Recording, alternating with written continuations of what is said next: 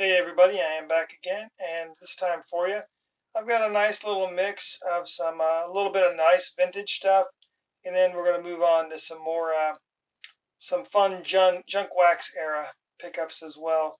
So starting off here with this 1960 Topps Art Troll in a near mint 7, then a nice 61 Topps Common of a Bob Bruce. And then in 62 Topps, they did these little three shot like an action things of quite a few players. This one's of Mike McCormick. Then a card I just actually got in the mail today. This 1966 Joe Morgan All-Star card. Love the old All-Star trophies on these cards. This is Joe Morgan's first actual card of him by himself. He's on his 65 card with Sonny Jackson. This one's just an excellent mint 6. To get these in higher grades is a little bit more than I wanted to pay for it. I was content with a 6. Really happy to get it for the Joe Morgan collection. It continues to grow.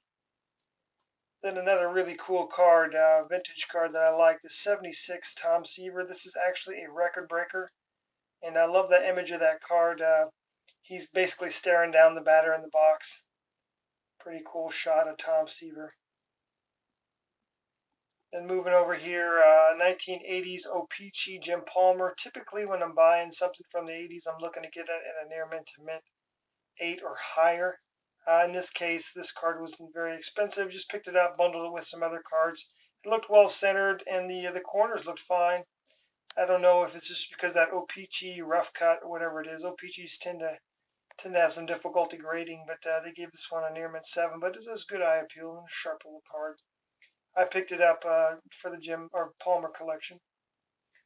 And then a 81 Topps Joe Morgan and an mint 8. And now we're in the throes of the junk wax era here, starting with the early 80s.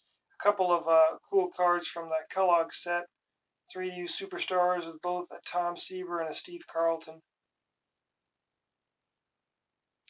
Then a nice 84 O-Pee-Chee Steve Carlton. You can see the French there writing on the front of the card as well, I'm assuming.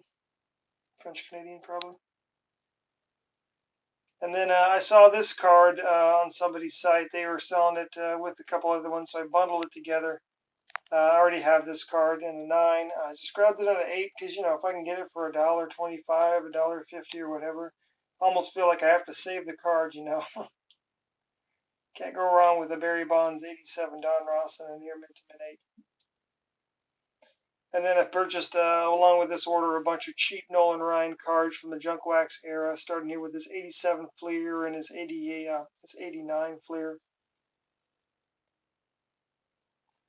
Then an 89 O-Pee-Chee. I like that the O-Pee-Chee shows that he was traded to the Rangers. There in that little white text right below Nolan Ryan as he pitches. And then the 89 Score Superstar set there. And then in 90, as Nolan Ryan really starts to grow in popularity, he's got quite a few cards in the 90s top set. They did these commemorative cards for his 500th strikeout, 5,000th strikeout, in which they show him and each of the teams that he played for starting, with the Mets, etc.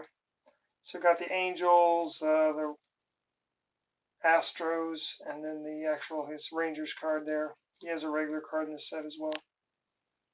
But that's all it. Mixed, like I said, very quick mix of some vintage, mix of some junk wax era stuff. Once again, I appreciate your posts and comments. I'll talk to you again soon.